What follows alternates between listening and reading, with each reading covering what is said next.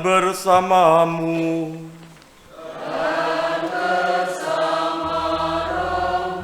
Inilah Injil suci menurut Lukas.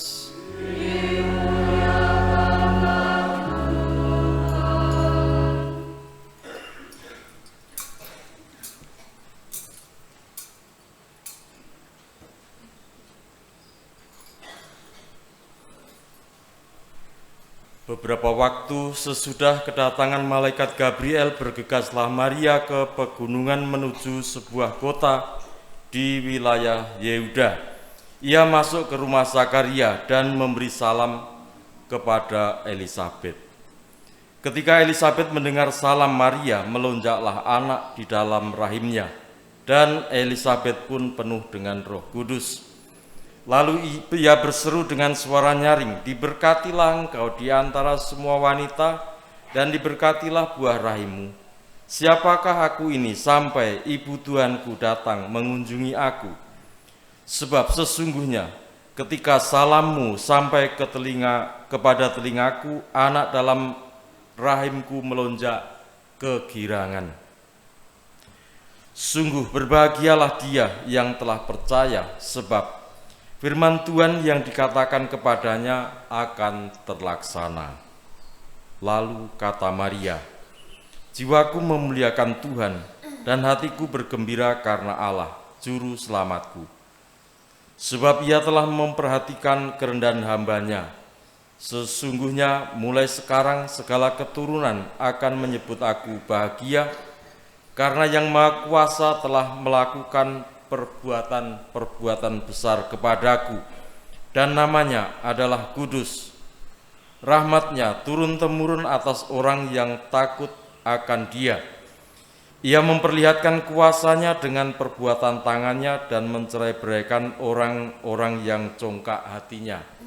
Ia menurunkan orang-orang yang berkuasa dari tahtanya dan meninggikan orang-orang yang rendah.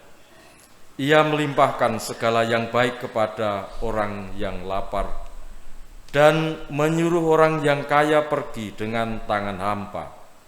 Ia menolong Israel hamba-Nya, karena Ia mengingat rahmat-Nya seperti yang dijanjikannya kepada nenek moyang kita, kepada Abraham dan keturunannya untuk selama-lamanya." Kira-kira 3 bulan lamanya Maria tinggal bersama dengan Elisabet, lalu pulang ke rumahnya. Demikianlah sabda Tuhan. Terpujilah Kristus.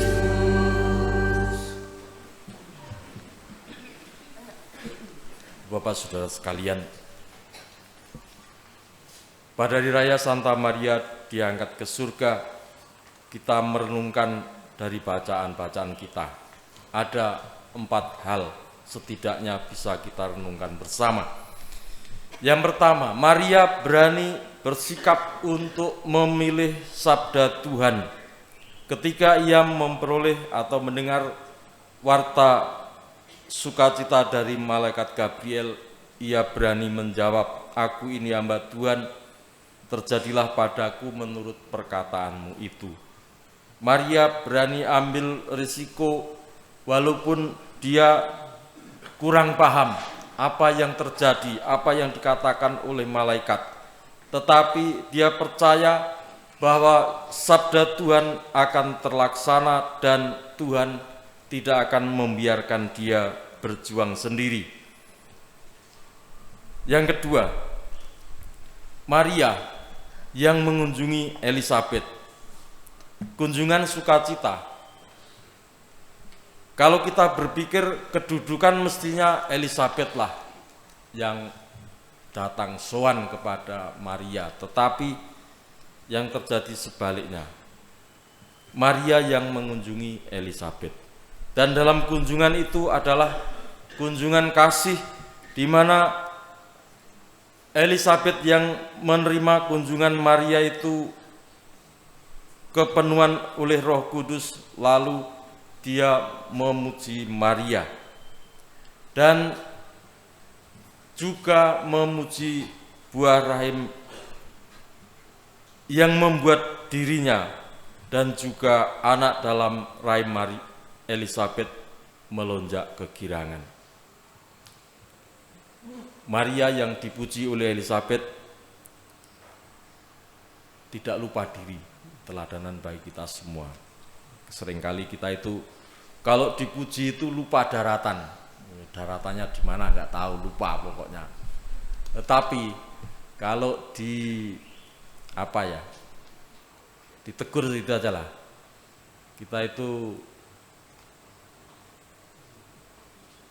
orang bilang diingat sampai mau menjelang masuk kubur. Maria memberikan teladan bagi kita bagaimanakah ia tetap memilih apa yang pernah ia pilih, yakni memilih sabda Tuhan.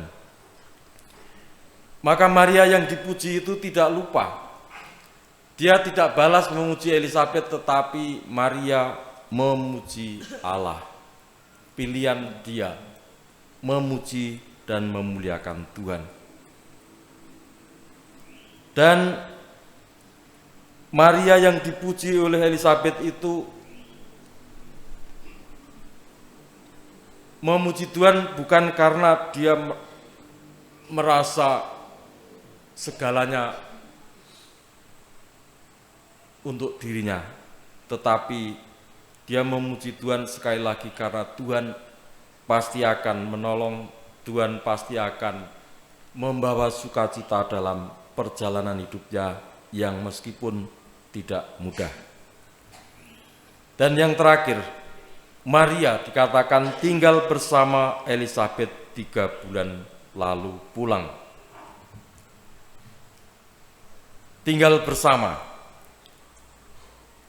menandakan bagaimanakah kunjungan Maria kepada Elizabeth dalam sukacita sesama orang yang dipilih oleh Tuhan untuk menunjukkan kasih-Nya kepada bangsa manusia.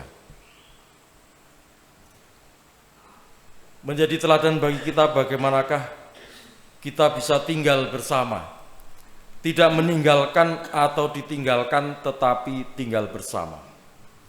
Dan kehadiran Maria membawa sukacita, kegembiraan bersama Elizabeth. Bapak saudara sekalian, dari 3 permenungan kita juga menyadari, membangun semangat tobat dan kasih sebagaimana dinyatakan dalam bacaan pertama. Bagaimanakah kita bisa melemparkan hati yang seringkali menjadi pendakwa. Dikatakan di sana, sebab para pendakwa yang siang malam mendakwa saudara-saudara kita di hadapan Allah telah dilemparkan ke bawah. Kita mohon supaya kita pun dalam sukacita kegembiraan, namun juga tetap dalam kerendahan hati untuk hidup dan karya pekerjaan kita sehari-hari yang senyatanya, dan di sana oleh karena daya Roh Kudus dimampukan untuk pula mengasihi sesama dan memuji Tuhan dengan segenap hati. Terpujilah Tuhan kini dan sepanjang masa. Aku